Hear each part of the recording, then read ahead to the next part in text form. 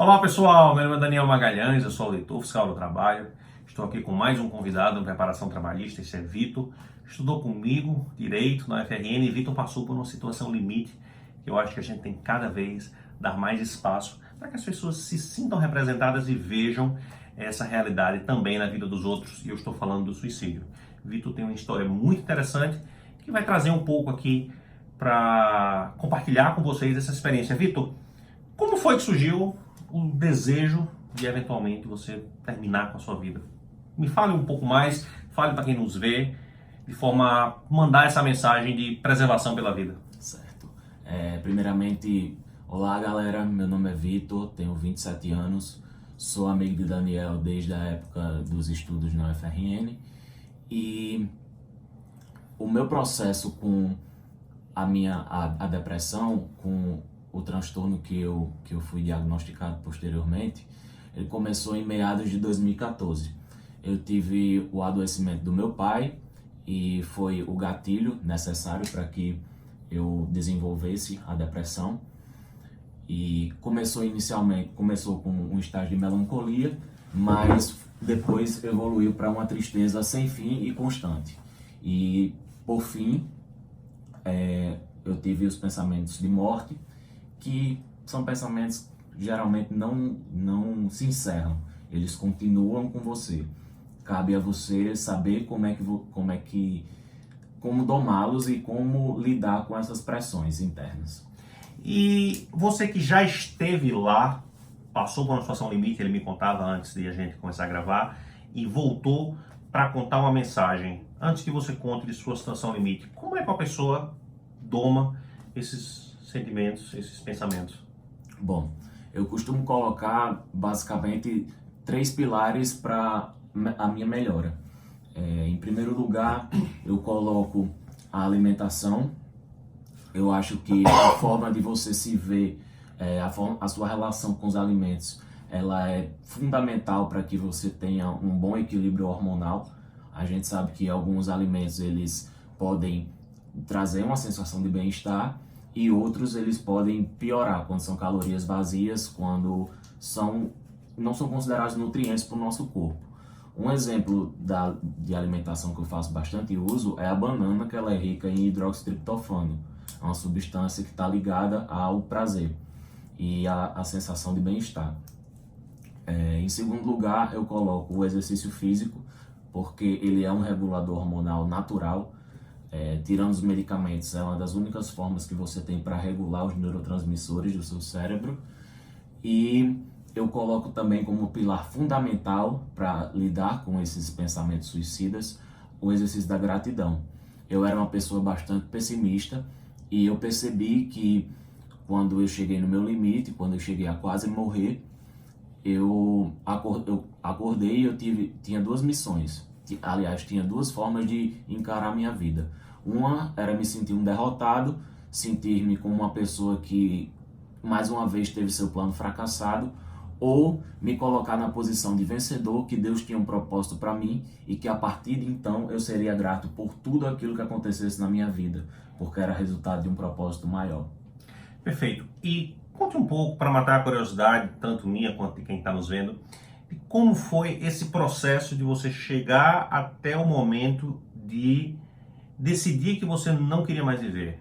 Naturalmente, Vitor não vai dar os detalhes, porque não é da praxe que não se fale aspectos práticos, concretos. Mas eu queria entender como foi esse processo e como foi esse retorno ao Vitor que hoje vem empoderado e comunica uma mensagem de amor próprio e de positividade às pessoas. Sim. Inicialmente, eu tinha uma perspectiva bastante pessimista. Ela começou com uma melancolia, começou a me trazer uma melancolia. E à medida que eu ia tentando os tratamentos e não via sucesso, essa melancolia foi substituída por uma sensação de tristeza, até que se tornou uma tristeza cada vez mais profunda, culminou em ideações suicidas, e junto a isso, junto à depressão que eu desenvolvi nesse tempo, eu tinha muitas crises de ansiedade e síndrome do pânico. Então, a minha vida, eu costumo dizer que ela estava um inferno na perspectiva psicológica. Eu não conseguia fazer desde necessidades básicas do indivíduo, como se alimentar, como confraternizar, conversar, até coisas mais complexas como estudar. E isso minou muito a minha preparação para concursos. A gente sabe que é uma rotina extenuante, é uma rotina que necessita de uma solidão, de um isolamento. E eu acho que nesse processo de estudos para concurso foi quando eu mais desenvolvi o transtorno mental. Eu não disse ainda, mas eu sou portador de transtorno de personalidade borderline, que foi verificado posteriormente, depois de muito tempo de tratamento. E começou basicamente assim, o que era uma tristeza no começo, uma pequena frustração, foi se desenvolvendo até se tornar um gigante na minha vida. Até que chegou o momento de eu tentar o suicídio de uma maneira estudada, de uma maneira pensada, e não me orgulho disso, mas quando eu acordei e vi que eu tinha fracassado nesse plano, eu percebi que eu poderia dissuadir muitas pessoas de praticarem esse tipo de conduta, porque a vida está aí para a gente ser vivida e a gente tem que encarar de frente os diversos problemas, inclusive a depressão e a ansiedade. Hoje eu me coloco na posição de protagonista da minha vida, eu me coloco numa posição de que eu sou capaz de fazer, de realizar o impossível, se for necessário, e eu quero que as pessoas elas se sintam tocadas igualmente a fazer isso, porque o ser humano é maravilhoso, o poder da mente que a gente tem é maravilhoso. Então, eu acho que é por aí a linha. Para quem nos vê e como eu não sabe exatamente o que é um borderline, sem querer dar diagnóstico, porque não temos essa competência, em palavras rápidas, o que seria uma pessoa que tem esse diagnóstico de ser borderline? Bom, o borderline, ele é uma pessoa que basicamente tem uma cicatriz no cérebro devido ao meio estressor em que ele foi incluído. E a manifestação do transtorno, ela se dá com base em alguns sintomas. Dentre eles, um baixo limiar de frustração. Então, um lápis cair no chão, por exemplo, às vezes é motivo suficiente para você explodir, chorar e ter crises a fio. E além do baixo limiar de frustração, a gente tem uma hiperreatividade. Então, a gente tem que exercitar cada vez mais a inteligência emocional, porque o meio, sendo minimamente agressivo, ele tem capacidade de afundar um borderline muito mais do que uma pessoa convencional, digamos assim. E você passou, quando foi frustrada a sua tentativa de tirar sua própria vida, pela experiência do coma, foram vários dias. Conte como foi ter chegado tão longe e ter voltado para contar essa história que é belíssima. Cara, quando eu acordei no hospital, eu estava numa cama, eu vi uma mulher passando, eu tentei chamá-la, a minha voz não saiu, ia dizer que ela não ouviu, mas a minha voz não saiu. Eu percebi que estava um tubo aplicado aqui em minha traqueia, e quando eu consegui acenar para ela, ela veio ao meu encontro, perguntou se estava tudo bem comigo e me disse que eu tinha feito uma traqueostomia, que eu estava há 30 dias em coma e que eu tinha sido removido para Fortaleza porque eu precisava de um transplante de fígado. Ali eu tive noção da gravidade do meu problema, eu tive noção de quão longe eu cheguei e quão imprudente eu fui ao lidar com minha vida daquela forma. Então, eu recebi o tratamento convencional no hospital, consegui me recuperar sem nenhuma sequela. Trago hoje somente as marcas da traqueostomia e de uma cirurgia que eu fiz no intestino. E a partir dali, a minha vida ela mudou completamente, porque eu mudei a área que eu quero trabalhar. Eu hoje quero ser médico para poder ajudar pessoas o máximo que eu puder. E eu quero que as pessoas se sintam tocadas todas as vezes que passarem pela minha vida. Eu quero ser um agente de mudança, realmente. Esse meu retorno, parece que ele me trouxe mais potência. O suicídio, ele não deve ser fomentado de forma alguma, porque ele pode trazer várias sequelas. E eu sou uma exceção da exceção. Meu caso é utilizado em São Paulo, em Fortaleza e aqui em Natal como fonte de pesquisa. Mas eu tenho total certeza que o suicídio não é um caminho para resolver a dor que a gente sente. Porque o suicida, basicamente, é aquela pessoa que quer acabar com a dor e utiliza o meio errado. E para quem quer acabar com a dor de maneira correta, você que já esteve em uma situação tão grave, o que é que você faria? O que é que você tem falado nos muitos locais em que você fala? Vitor tem sido chamado a contar esse relato, que hoje ele fala de forma resumida. O que é que você conta para essas pessoas que estão sofrendo e que querem dar um alívio não trágico a esse momento?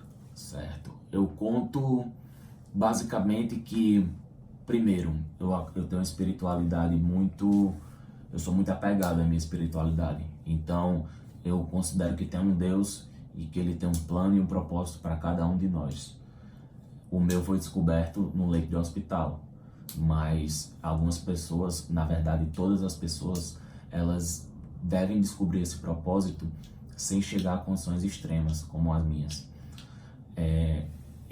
Por eu acreditar nesse Deus, eu creio que a gente deve em tudo dar graças.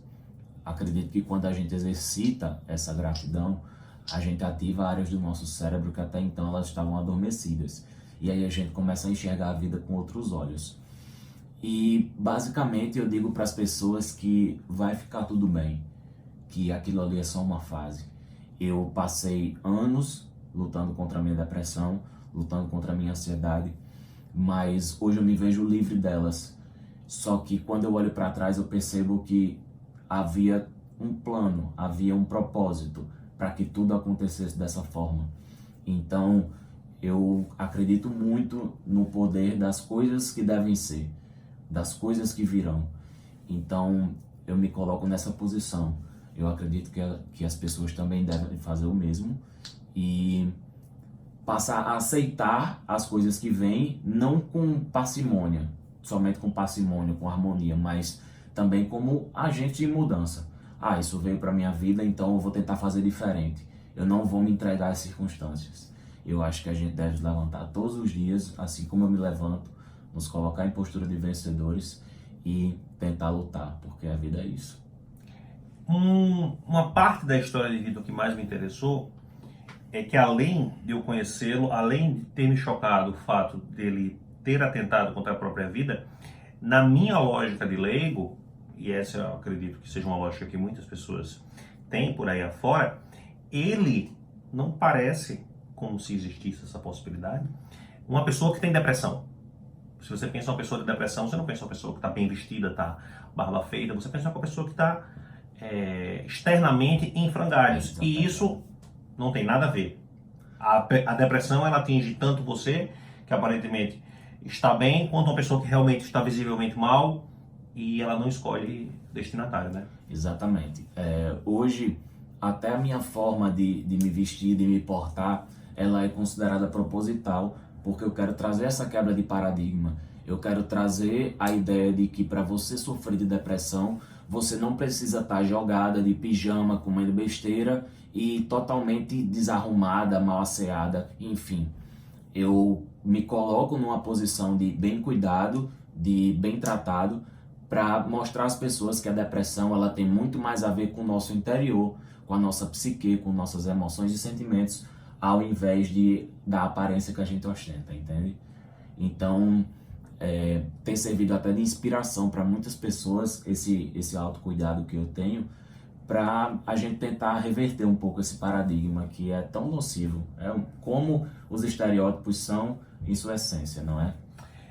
Esse foi Vitor, trazendo aqui a sua mensagem. Abri espaço aqui no canal porque comentava com ele, se juntos a gente conseguir atingir uma única pessoa que eventualmente tivesse esse interesse e ao ver a história dele que foi e voltou e hoje, graças a Deus, superou, se a gente conseguir atingir uma única pessoa, já terá sido muito válido. Vitor, deixe seu recado final aí pra galera. Galera, muito obrigado por terem assistido esse vídeo. Não deixe de se inscrever no canal do Professor Daniel. Curta esse vídeo, compartilha com alguém que precisa ouvir essa mensagem. Eu vou deixar meu contato aqui embaixo na descrição do vídeo, para caso vocês queiram tratar de algum assunto. Hoje a minha missão é trazer paz, conforto para as pessoas que sofrem de algum transtorno mental. E é isso. Muita luz para vocês, muita paz. Valeu. Vitor, muito obrigado, viu? Valeu, meu amigo. Sucesso para você. Tamo junto.